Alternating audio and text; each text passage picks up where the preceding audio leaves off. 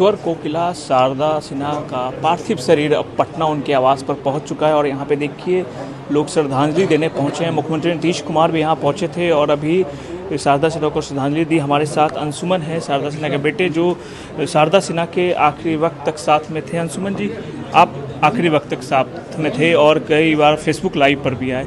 आखिरी क्षण के बारे में बताइएगा। जैसे कि आप बाहर जो इंतजार कर रहे हैं। आखिरी क्षण तो बहुत दर्दनाक था, इसलिए कि जो इनकी लड़ाई थी, स्वास्थ्य जो लड़ रही थी अपनी जंग, वो बहुत कठिन था। डॉक्टर्स बहुत मेहनत कर रहे थे और दिन रात कुछ न कुछ ऊपर नीचे हो रहा था। उन क्षणों में जब तक ये वेंटिलेटर पे नहीं गई थी, तब तक भी जब इनसे बात होती थी तो हमें कहती थी ऐसे आशीर्वाद दे करके कि अब तुम लोग आगे ठीक से रहना, बात संभल के रहना। इनफैक्ट ये जो इनकी मृत्यु जब ये एडमिट होने वाली थी इसमें आईसीयू में, उसके ठीक पहले मेरा और मेरी बहन वंदना, हम दोनों को बुला के इसने हाथ पकड़ लिया और बोला कि मेरे पास रहो थोड़ी देर, अब बहुत मुश्किल है। तो उन्हें पूरा आभास था जाने का और बहुत करीब एक महीने का बहुत बड़ा स्ट्रगल रहा हेल्थ के साथ।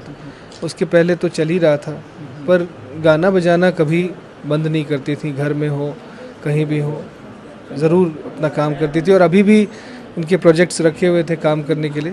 रिकॉर्डिंग्स जो हैं वो बाकी थी, इन्हें बहुत इच्छा थी कि उसको मैं कंप्लीट कर लूँ। मुझे ऐसा लगता है कि थोड़ा और वक्त, मोहलत इनको मिलना चाहिए था।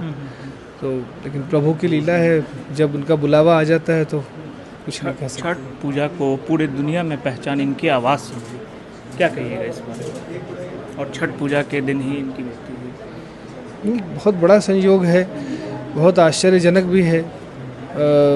मतलब कोई प्लान करके तो ऐसा हो नहीं सकता है, तो कैसे इस तरह से हो सकता है? जो जिनको छठ का पर्याय माना जाता है, ये छठ भी जो है वो इनसे इतना जाना गया और ये तो छठ से जानी ही गई। इतना गहरा रिश्ता है आपस में, ऐसा लगता है इसको प्रूव कर रहा है प्रभु भगवान, इसका एक प्रूफ दे दिए कि हाँ, ये सच में छठ के मतलब छठ जो हमारा महापर्व है उसके लिए एक पर्याय थी और छठी माता का कोई रूप भी हो सकते हैं जो हम लोग के साथ थी।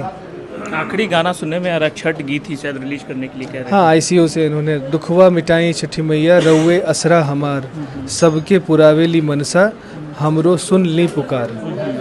ये लाइंस थे और इन्होंने जब उसका जो ओपनिंग लाइन है वो जैसे ही वो सुनाई देता है, ऐसा लगता है स्वयं अपने लिए ही बोल रही थी कि सबकी तो आपने हर बार सुनी, इस बार मेरी सुन लो। और इस गीत को उन्होंने मुझसे कहा कि इसको रिलीज़ कर दो ऑडियो, ताकि मेरा अंतिम उपहार रहेगा, इसके बाद पता नहीं क्या होगा। ये मैं अपना अंतिम उपहार दे करके जाना चाहती हूँ, इसीलिए मैंने एम्स में रहते हुए मुझे ये काम करना पड़ा। अंतिम उपहार भी छठ का गाना था? छठ का गाना ही था। और उसको रिलीज़ करने के बाद जब अचानक हंगामा हो गया उस गाने को लेकर के, तो मैं उनको जाके बताया कि लोग बहुत पसंद कर रहे हैं। तो उन्होंने मुझे ऐसे आशीर्वाद दिया, माथे पे हाथ रखे कि बहुत अच्छा होगा, चिंता नहीं करो। तो बिहार का काफ़ी गौरव आगे बढ़ाई हैं शारदा सिन्हा, अब क्या कहिएगा? सरकार से क्या कुछ डिमांड भी है आप लोगों की, इनके लिए क्या आगे किया जाए? नहीं, डिमांड नहीं है कोई सरकार से। इन्होंने राज्य ही नहीं, देश के लिए बहुत किया, पूरे भारत के लिए। संस्कृति के माध्यम से इन्होंने अपना बहुत बड़ा योगदान दिया है। भारत सरकार ने इन्हें पद्मश्री से, पद्म भूषण से नवाजा और हालांकि बहुत सीनियरिटी इनकी है लोक संगीत जगत में। तो हम सबकी और इनके जो बड़े फैंस हैं उनकी ऐसी मंशा ज़रूर अंदर में रहती थी कि इनको पद्म विभूषण मिलना चाहिए था। तो पर ये कंप्लेनिंग एटीट्यूड की महिला थी ही नहीं, जो मिला उसमें खुश और खुश रह करके अपना काम करती रहीं।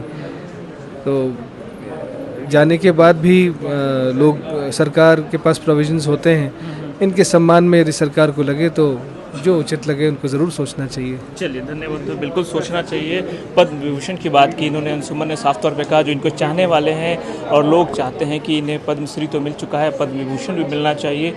और शारदा सिन्हा का पार्थिव शरीर फिलहाल यहाँ पे है, सभी आकर यहाँ श्रद्धांजलि दे रहे हैं। सुजीत कुमार, आज तक, पटना।